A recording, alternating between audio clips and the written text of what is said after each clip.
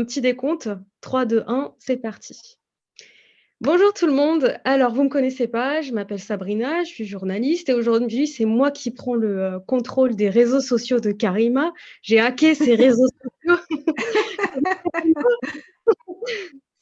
Merci de me donner le pouvoir et de me laisser carte blanche, Karima. Profites-en, hein, ça n'a pas duré longtemps. Ouais, je vais en profiter. Bon, on te présente pas, quoique il peut y avoir des nouvelles qui vont tomber sur cette vidéo. Tu es donc Karima Abbasi, tu es la fondatrice du programme Namaera, qui est destiné aux femmes qui veulent du changement dans leur vie personnelle et sentimentale. Est-ce que j'ai oublié des choses importantes? Est-ce que tu as quelque chose à ajouter ou j'ai bon? Bah, écoute, c'est un très bon résumé, voilà. C'est très bien. Ouais, ouais. Bon, aujourd'hui, on va aborder un thème sur lequel on s'est mises d'accord toutes les deux, c'est-à-dire l'importance d'apprendre à se connaître pour mieux s'aimer. Et quand je dis s'aimer, c'est s'aimer soi-même, mais aussi c'est aimer autrui, donc potentiellement avoir une belle histoire d'amour. Alors, ça me fait penser à une phrase qu'on me dit souvent, et je suis sûre que vous qui nous regardez, vous l'avez déjà entendue au moins une fois, c'est tu ne peux pas être aimé si tu commences pas par t'aimer toi-même. Alors moi, je comprends, hein, je vois l'idée, mais j'ai jamais compris concrètement. C'est bien beau de s'aimer, mais comment on s'y prend? C'est un beau projet, hein. Et Ouais, toi, ouais. ce que tu enseignes, c'est que déjà, pour s'aimer, pour apprendre à s'aimer, il faut se connaître et c'est pas quelque chose qui va forcément de soi. Et comme on n'est pas dans un devoir de philosophie, l'idée, c'est pas de demander: «Qui êtes-vous?» Vous avez 4 heures. Mmh. Toi, Mmh. tu lâches pas les gens dans la nature et c'est pour ça que je vais te demander pour commencer, quand tu invites, les femmes à se demander qui elles sont, quelles sont les questions, qu'elles doivent se poser en premier? Ce qui est important, c'est pas qui j'ai été. C'est vraiment qui j'ai été. J'ai été celle que j'ai été jusqu'à maintenant. J'ai été le fruit, de mon histoire, de mon vécu, de mon expérience et j'étais la plupart du temps en mode pilote automatique. Donc, et en plus, j'ai dû entendre dans mon enfance des: «De toute façon, toi, tu es comme ça. De toute façon, toi, tu ne changeras pas. De toute façon», voilà et donc ce qui fait qu'on intègre malgré nous un certain nombre de croyances sur qui nous sommes. Pour moi, c'est important, là, tout d'un coup, de reprendre le pouvoir sur, vraiment sur soi et de se poser en conscience et de dire: «OK, peu importe qui je suis, qui j'ai été jusqu'à maintenant, le plus important, c'est qui j'ai envie de devenir». Quand je pose la question: «Qui suis-je?» mais c'est plus en termes: «Qui j'ai envie de devenir? Quelle est cette femme que j'ai envie de devenir? Quelle est cette femme qui m'inspire, que j'ai envie d'être?» Et ça fonctionne aussi de pair avec la vision. Donc, qui j'ai envie d'être? J'ai envie d'être cette personne-là parce que j'ai envie d'aller quelque part, vers une certaine destination. Tu aides, à creuser pour voir, ce qui anime vraiment les femmes et qu'est-ce qui va les motiver à vraiment exprimer qui elles sont et qu'elles avaient peut-être délaissé ou oublié. Mais au cours de ce processus, il y a quand même aussi des prises de conscience assez douloureuses. C'est un long travail, hein, d'apprendre à se connaître, c'est le travail de toute une vie. Donc comment tu fais en sorte que, les femmes qui, grâce à toi, ont pris conscience de leur fragilité aussi, de leurs faiblesses, de leurs failles, comment faire en sorte qu'elles s'acceptent complètement même avec ses «défauts» entre guillemets? C'est vraiment d'abord un état d'esprit qu'il faut adopter. Presque acquérir la compétence d'être soi, c'est une compétence.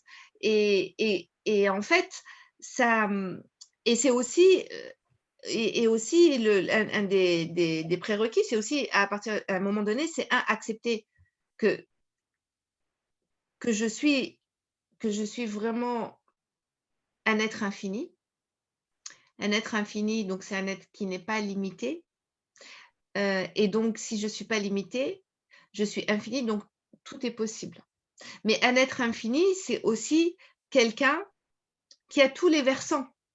Dans l'infini, il y a de tout. Il y a de tout. Il y a, il y a, il y a la Terre, mais il y a aussi toutes les planètes où on ne peut pas vivre, on ne peut pas respirer.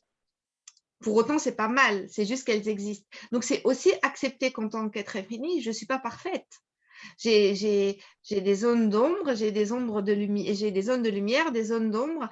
Je ne suis pas parfaite et que de toute façon, je ne vais jamais chercher à aller vers la perfection.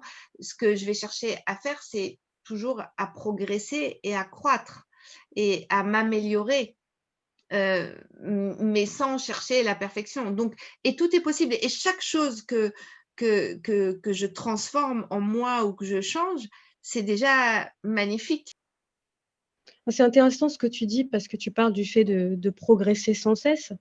Parce que quand on apprend à se connaître, peut-être qu'aussi dans ce processus, on s'installe dans une espèce de zone de confort et toi, j'imagine que le but, que tu recherches pour celle que tu encadres, c'est, de sortir de cette zone de confort, de se dépasser, de se fixer de nouveaux objectifs, pour aider, non pas seulement à se connaître, mais, à aller vers le chemin, de s'aimer soi-même.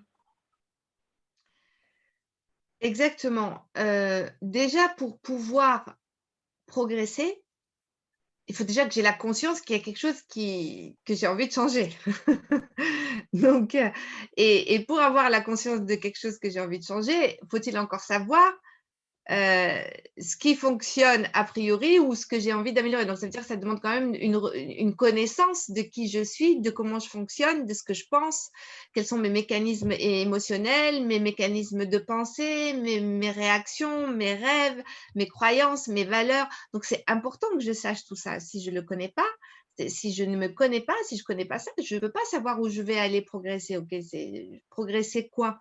Vers où? Contre, pour moi, ce qui est important, c'est d'être vraiment dans la joie d'être qui on est. Moi, je suis dans la joie d'être qui je suis, avec mes qualités et mes super défauts. Parce que j'ai des super qualités, mais j'ai des super défauts aussi.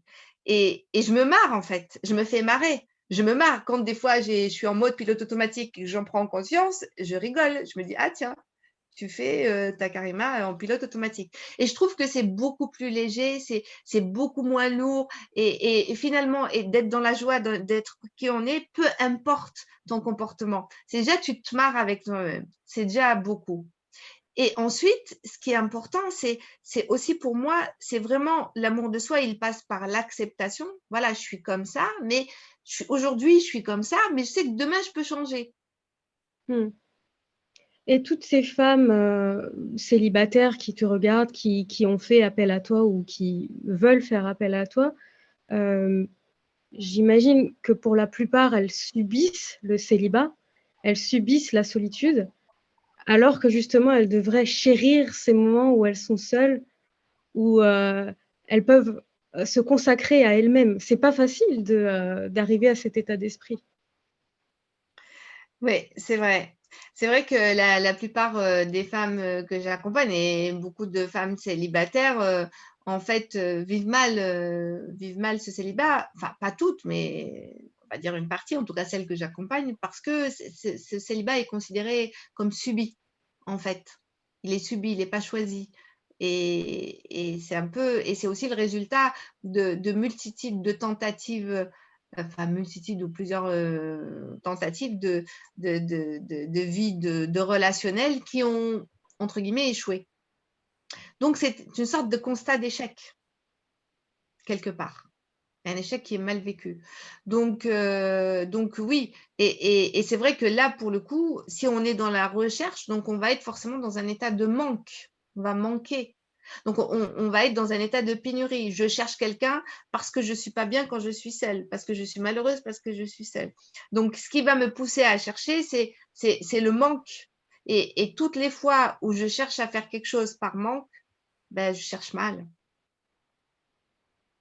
Il y a quelque chose que tu disais souvent, un terme, qui m'a beaucoup plu, c'est, l'arrosage automatique.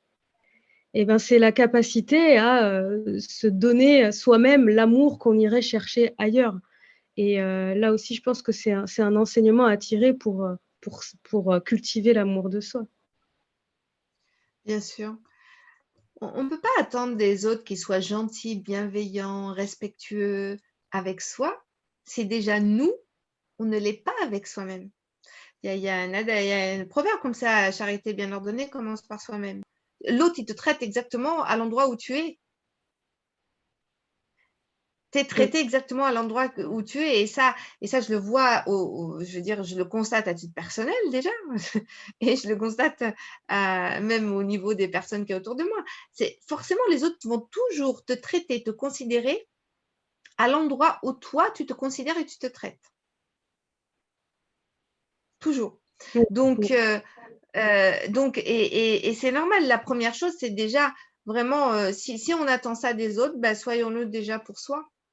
Parce qu'il y a énormément de femmes qui sont très dures avec elles-mêmes. Oui. Ah oui. Ah oui. Oui, beaucoup de femmes. Beaucoup de femmes sont dans une sorte de flagellation permanente, à se dénigrer, à se remettre en question. Quand ça se passe mal, c'est de leur faute, elles sont coupables, responsables. Et c'est apprendre justement à être vraiment, à arrêter de se dénigrer et surtout à arrêter de se dire qu'il y a quelque chose qui cloche chez moi, que si ça marche pas, voilà, s'il y a quelque chose qui fonctionne pas, que c'est de ma faute et que c'est forcément moi qui cloche. Non, non. Non, non, Mm. c'est d'abord les responsabilités sont partagées, hein, voilà, il y a des choses dont on est responsable, ce qui nous appartient, ce qui dépend de nous, notre état interne, nos émotions, nos pensées, nos choix. Mais en revanche, les autres, ce n'est pas de notre responsabilité. Et si quelque chose ne fonctionne pas, non, c'est aussi accepter que, bah, on n'est pas toute puissante non plus, hein, toute puissante, hein. Donc voilà, on n'est pas, le pouvoir, on n'a pas tout le pouvoir sur tout. C'est aussi quelque part lâcher cette notion de que j'ai le pouvoir de tout changer les autres. Puis ce qui est C'est marrant ça aussi, aussi. ces femmes qui sont dures avec elles-mêmes, elles sont pourtant capables d'avoir le discours que tu tiens quand il s'agit de leur meilleure amie, par exemple. Elles sont très bienveillantes, très Oui, compétentes, très réconfortantes, mais avec elles-mêmes, elles n'arrivent oui. pas à se le renvoyer. Alors, il y a un autre proverbe qui dit: «Ce sont les cordonniers qui sont toujours mal chaussés». Donc, oui, ben, c'est toujours plus facile de donner des conseils. Toujours plus facile, bien Bah, sûr. ça montre aussi qu'on a C'est les ressources en soi, hein. Oui, bah, mais on sait, et ça prouve aussi qu'il y a une différence entre savoir et faire. C'est pas parce que je sais que je fais. Mm. Je peux savoir ce qu'il faut faire, mais pour autant, je le fais pas. Voilà. Et là où ça commence à être intéressant, c'est je sais et je fais. Apprendre à être plus gentil avec soi, mais tout ça, c'est vraiment un travail au quotidien d'autosurveillance, en fait, quoi. C'est-à-dire qu'à chaque fois que je vois que je me dénigre, hop, j'arrête et je me dis: «Non, stop ça», et je me redis des belles choses et je me regarde autrement et je me pardonne et je m'accepte. Mais pour autant, s'accepter, ça ne veut pas dire que je n'ai pas envie d'évoluer. Dire: «OK, je suis comme ça, mais tiens, qu'est-ce que je peux faire pour changer?» Au lieu de se dire: «Ah ouais, non mais là, c'est nul comme je suis, OK». Bon, OK, donc j'ai fait ça, soit, OK, j'ai fait toujours, voilà, j'ai fait du mieux que j'ai pu à ce moment-là. Par contre, en revanche, tiens, pour la prochaine fois, qu'est-ce que j'apprends de ça? Qu'est-ce que ça dit de moi? Et comment je peux faire pour changer ça? Ça, c'est beaucoup plus constructif comme discours. En fait, il faut se parler tout le temps en réalité. Mm. Il faut vraiment Bah, se parler.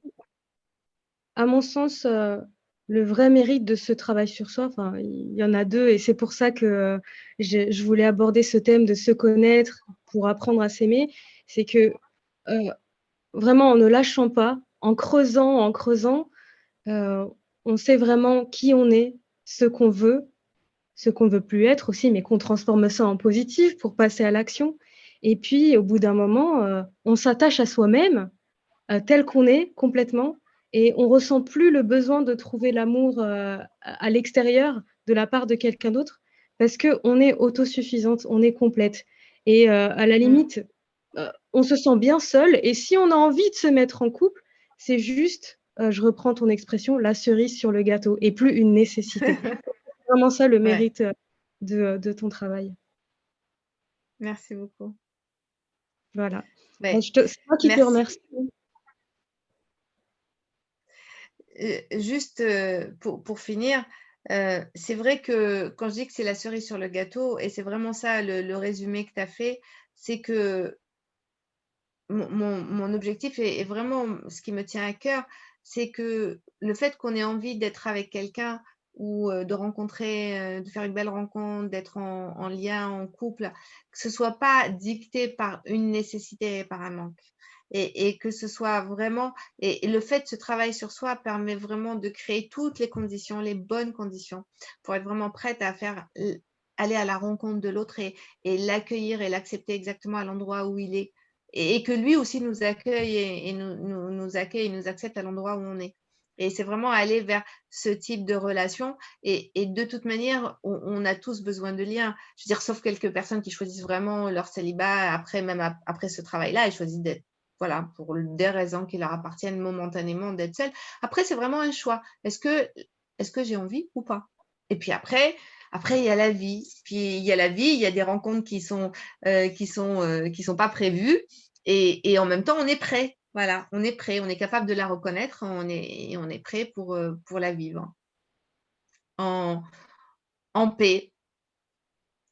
Je suis parfaitement d'accord et je me permettrai aussi de, revenir sur une expression, qui du coup, paraît très fausse une fois qu'on a fait ce travail, c'est quand on dit: «Je veux chercher ma moitié». Non, parce qu'on est déjà entière et complète, on n'a pas besoin de moitié. Super, vraiment, c'est vraiment ça. Oui. Voilà, bah, je voulais te laisser le mot de la fin, mais je pense que du coup, c'est bien pour terminer. Voilà, c'est super, voilà. Oui, oui, tu as dit ce qu'il fallait, c'est Pareil. bon. Merci Super, merci beaucoup. et merci à C'était un celles qui nous plaisir. et Ouais, j'espère que ça merci à vous aura vous, plu. les ladies. Bye. OK. Bye.